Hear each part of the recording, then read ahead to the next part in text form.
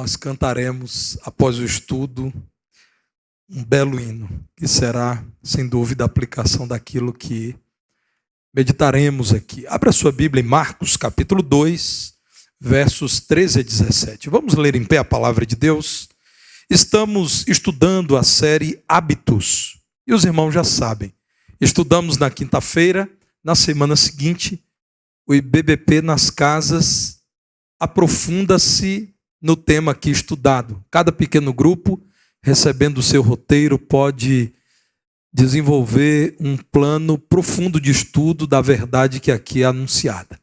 Hoje quero falar sobre mais um destes hábitos bíblicos que devemos cultivar. Marcos, capítulo 2, verso 13, portanto, é aquele texto que leremos agora e que nos diz assim. De novo, saiu Jesus para junto do mar, e toda a multidão vinha ao seu encontro, e ele os ensinava. Quando ia passando, viu a Levi, filho de Alfeu, sentado na coletoria, e disse-lhe: segue-me. Ele se levantou e o seguiu. Achando-se Jesus à mesa na casa de Levi, estavam juntamente com ele e com seus discípulos muitos publicanos e pecadores, porque estes eram em grande número e também o seguiam. Os escribas dos fariseus, vendo-o comer em companhia dos pecadores e publicanos, perguntavam aos discípulos dele: por que come e bebe ele com os publicanos e pecadores? Tendo Jesus ouvido isto, respondeu-lhes: os sãos não precisam de médico, e sim os doentes. Não vim chamar justos, e sim pecadores. Sentai-vos. Mantenham a Bíblia aberta, irmãos, porque precisaremos recorrer ao texto bíblico ao longo de toda a exposição.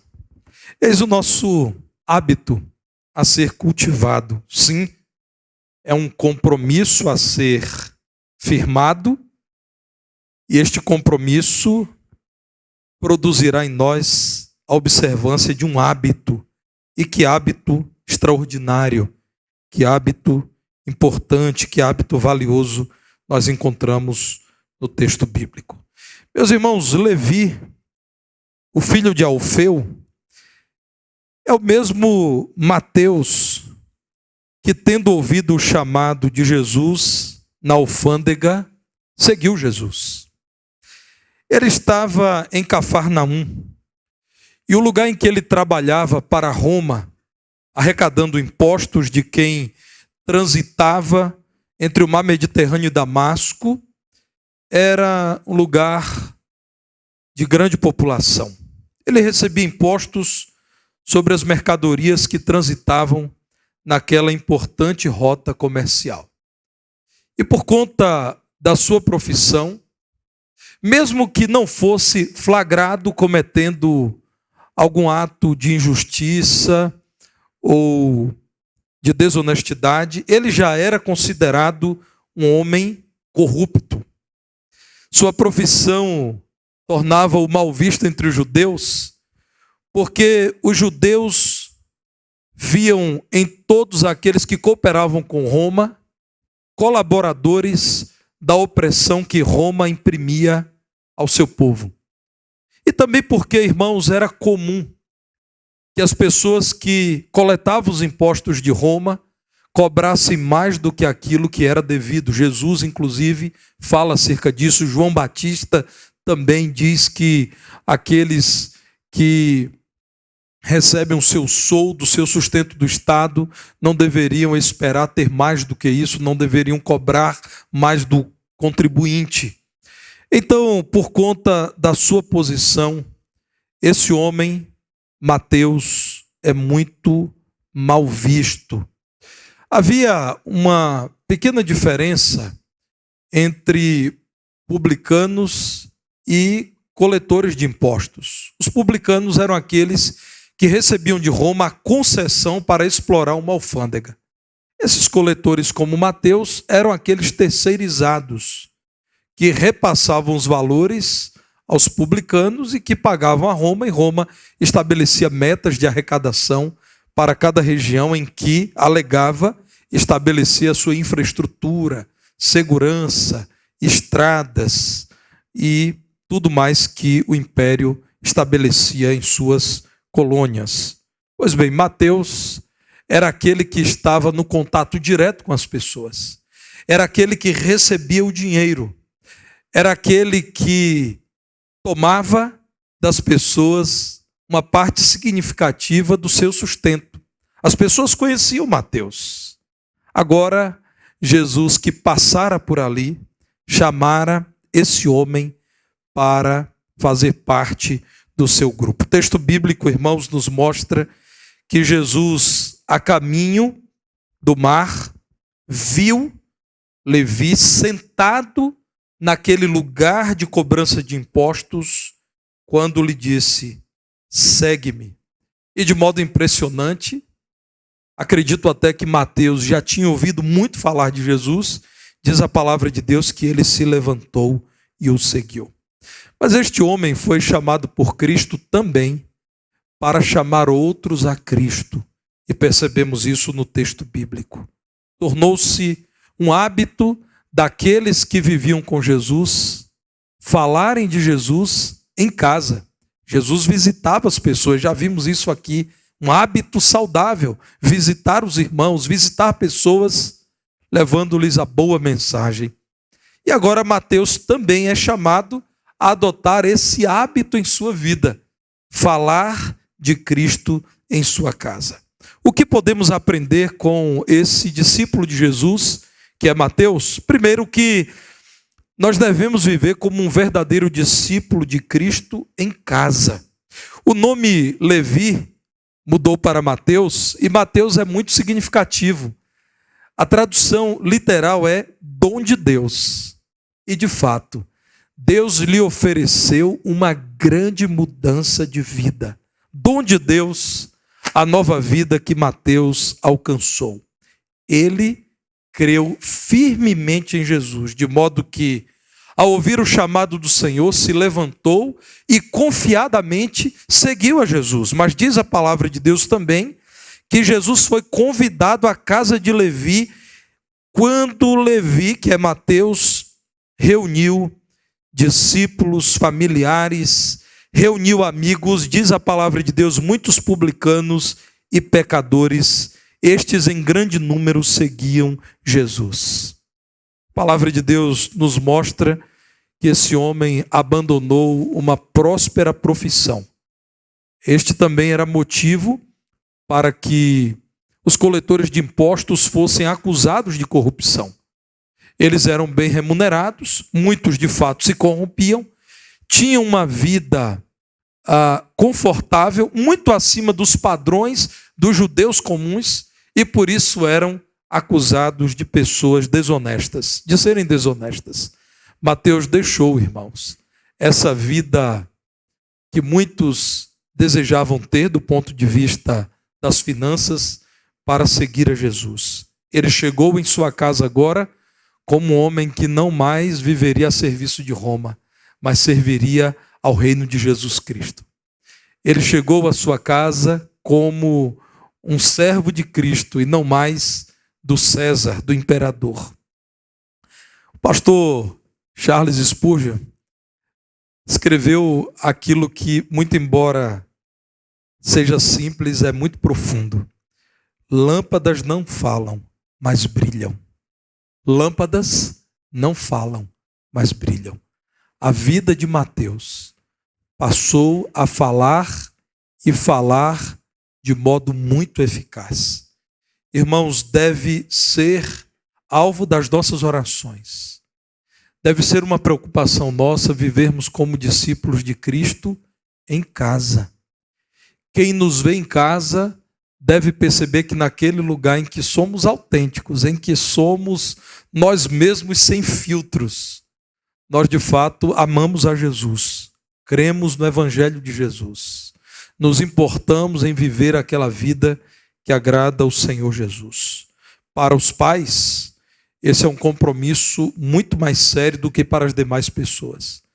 Porque os nossos filhos, irmãos, cada vez mais entendem aquilo que quando mais novos não dominavam. E haverá um momento em que eles entenderão se somos discípulos de Jesus Cristo ou se somos religiosos. Na casa de Mateus havia religiosos preocupados com aqueles que Jesus aceitava em sua mesa. Eles estavam preocupados como se purificaram para sentar à mesa.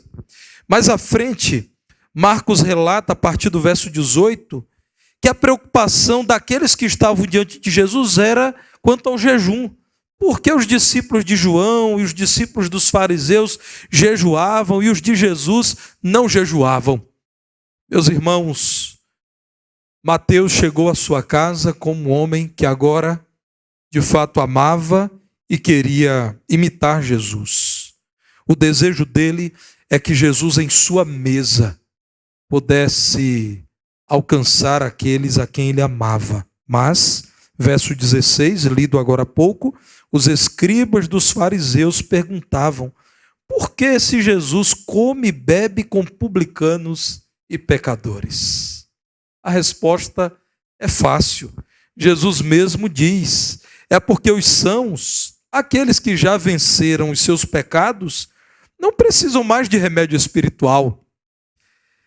Mas os doentes precisam. Não vim chamar justos, e sim pecadores. Precisamos viver como verdadeiros discípulos de Cristo em casa. Precisamos alcançar este primeiro campo missionário, nossa Jerusalém, que é a casa. E a partir deste desafio alcançado, compartilhar a mensagem de Cristo com quem vive em casa. Irmãos, a leitura da Bíblia não deve ter como alvo aumentar o nosso conhecimento, tão somente. Antes de tudo, deve ter como alvo transformar o nosso viver e transformar a vida de quem está à nossa volta. Jesus chegou à casa de Mateus e tornou-se o centro das atenções naquela casa. De repente, estavam todos ali reclinados na mesa para uma refeição comum. Os judeus sabiam o que isso significava. Convidar alguém para uma refeição era estabelecer vínculo com essa pessoa. Era demonstrar boa vontade para envolver-se, para relacionar-se com aquele que senta à mesa. Comer com alguém não era apenas dividir o momento da refeição, mas era também dividir a vida.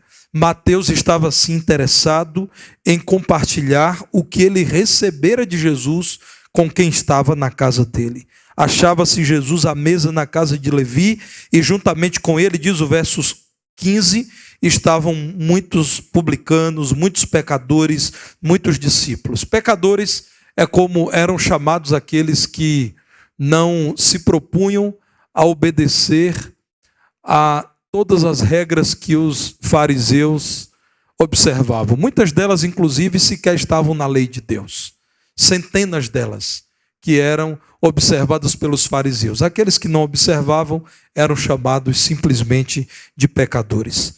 Jesus estava naquele jantar organizado por Mateus e ele foi o tema principal da reunião, foi o grande assunto daquela conversa.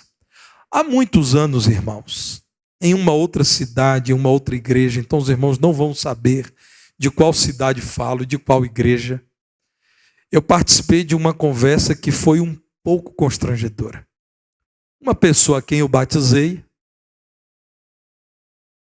cumprimentou um membro antigo da igreja e ela então disse assim: pastor, eu já poderia estar nessa igreja há muitos anos. Eu fui colega dele, ele nunca me falou de Cristo. Mas, irmãos, eu confesso que eu queria sair da conversa, mas ficaria pior. Então eu disse: olha, que bom que o Senhor usou outros meios para te alcançar.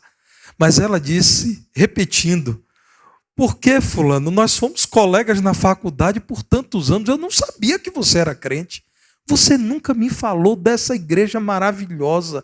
Se você tivesse me falado, eu já estaria aqui há mais tempo. Bem, se ela estaria, não sei. Mas eu sei, irmãos, que aquela conversa, da qual fui testemunha ocular, me marcou. E ao invés de ficar pensando na omissão daquele irmão, pessoa boa, meu amigo, gente finíssima, eu pensei em mim mesmo. E pedi ao Senhor que tivesse misericórdia de mim, me ajudasse e abrisse os meus olhos e me despertasse todas as vezes em que há oportunidade de falar a alguém e não falo. Irmãos, há pessoas que poderão nos perguntar: por que você ou por que vocês nunca me falaram?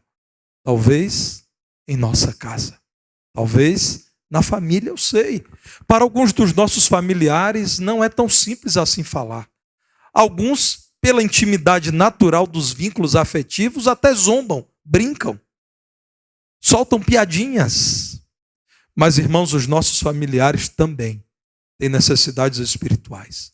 Lidarão com a enfermidade, terão que lidar com as dificuldades financeiras, terão que lidar com os conflitos familiares, e você, crente em Jesus, tem a mensagem a apresentar, que pode apontar caminhos, soluções, respostas. Você tem a mais maravilhosa mensagem que em sua casa pode e deve ser proclamada. Então crie o hábito de compartilhar a mensagem de Cristo com quem vive em sua casa. Os exemplos são muitos. Alguns irmãos nossos diariamente enviam um pequeno versículo bíblico por aplicativo de mensagem para os seus familiares. Outros têm na porta da geladeira, que os parentes abrem constantemente, uma mensagem acerca de Jesus. Outros vão para os encontros familiares com mensagens bíblicas na blusa. Outros não se esquecem de dizer: primo, estou orando por você. Tia, você está em minhas orações. Outros, quando surgem oportunidades, utilizam convites da própria igreja para convidá-los a participarem de momentos especiais, como o Congresso da Família. E ainda dizem aos familiares: olha, é gratuito. Lá em nossa igreja nós não cobramos nada. Nós estamos muito felizes em poder receber você. Meu irmão, faça disso um hábito. Eu insisto que pode ser um hábito mais do que um evento. Os eventos existem para nos despertar. Conferências, congressos, palestras, iniciativas, por exemplo, do Ministério de Evangelismo e Missões.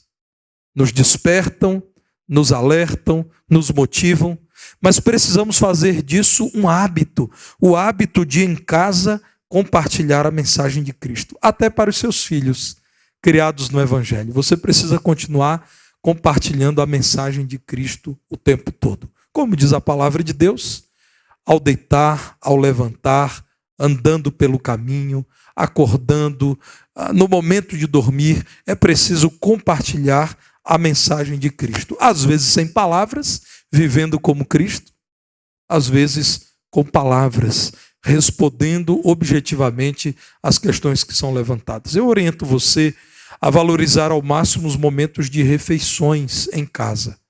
Meus irmãos, aquela imagem comum dos filmes, de uma família em que 4 pessoas estão na mesma casa, 2 acordam atrasadas e passam pela mesa e pegam uma torrada e saem comendo, e o outro na mesa já está com o celular, e uma 4ª pessoa já está ali distraída, pensando no que será o almoço. Não deve ser a imagem da nossa casa.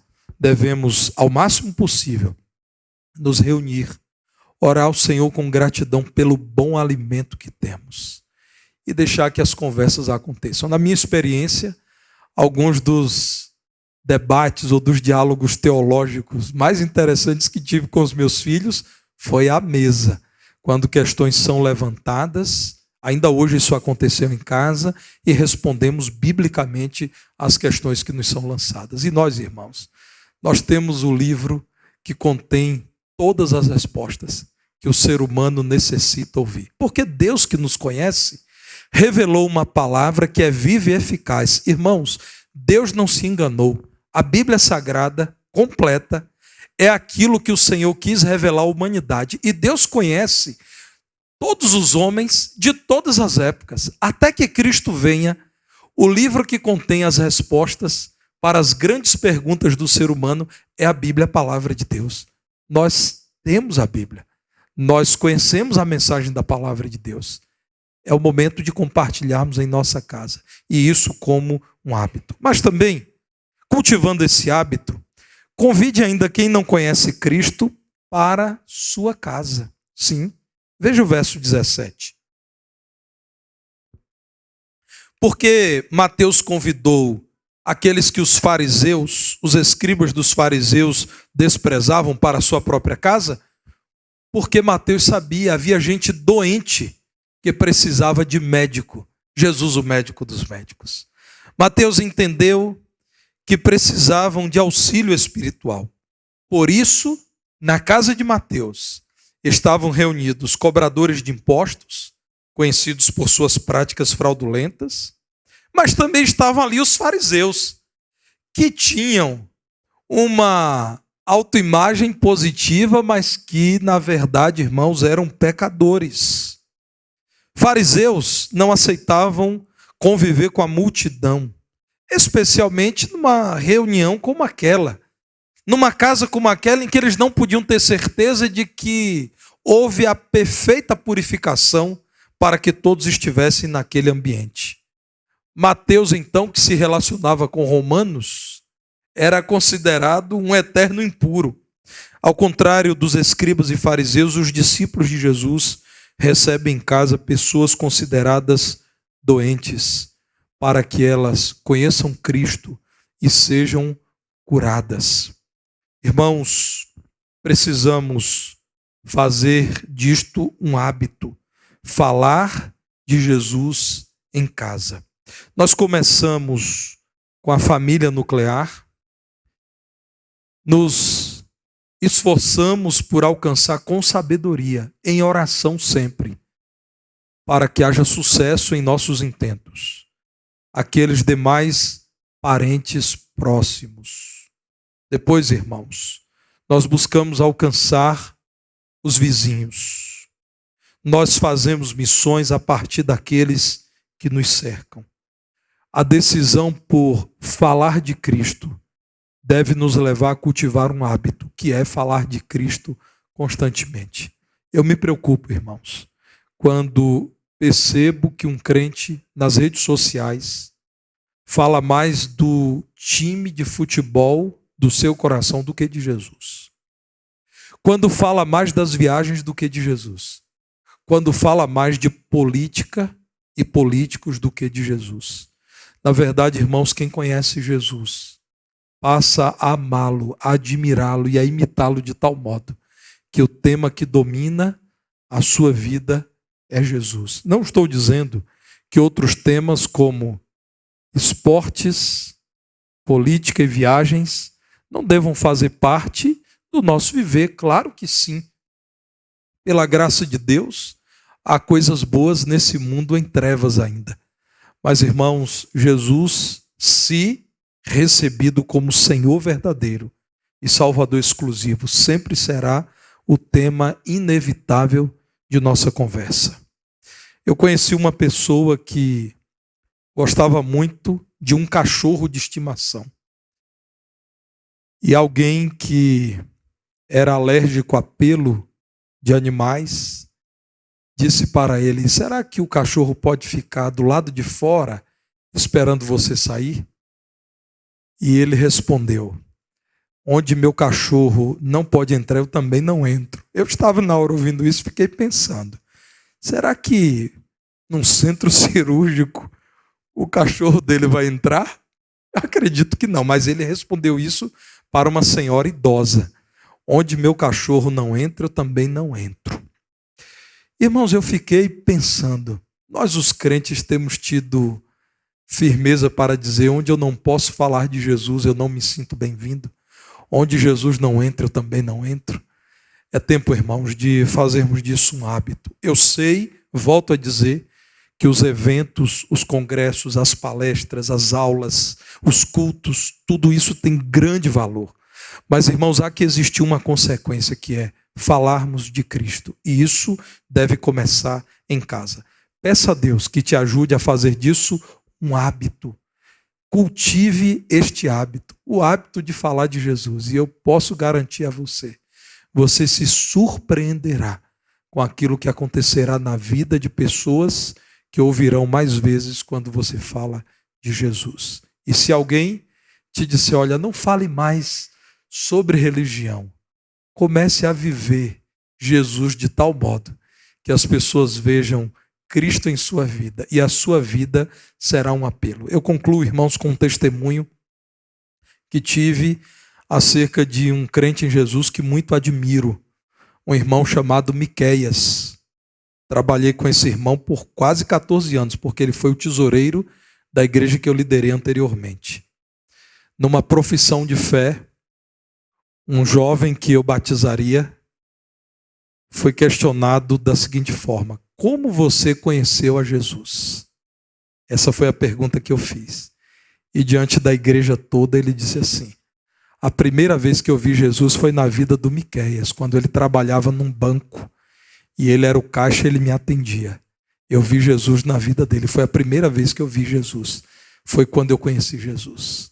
E esse irmão, que é um diácono da igreja, pessoa de humildade, um homem generoso, um homem piedoso, estava sentado e baixou a cabeça, e eu conheço, sei que ele estava constrangido de ter o nome dele citado. Aquele homem ouviu isso. Eu fico imaginando, irmãos, que alegria para um crente poder saber que falou de Jesus até sem palavras. Isso pode ser um hábito. E eu sei, alguns de vocês cultivam esse hábito. Eu conheço alguns de vocês há tempo suficiente para saber que vocês estão praticando esse hábito já há muito tempo. Continuem, irmãos, os frutos virão. Olhem para a palavra de Deus e entendam. Jesus chamou Mateus do serviço a Roma para o serviço dele e disse: Mateus, o serviço começa em sua casa. A sua casa agora é a minha casa. O seu lar agora é o lar em que habito. Você precisa falar de mim em sua casa. Deus, pois, nos ajude, Deus nos abençoe, nos desperte mais e mais para falarmos de Cristo a partir da nossa casa, mas também no local do serviço, no local dos estudos, na vizinhança, no metrô, no ônibus, no veículo no qual somos transportados. Deus, pois, nos ajude a falar de Cristo o tempo todo.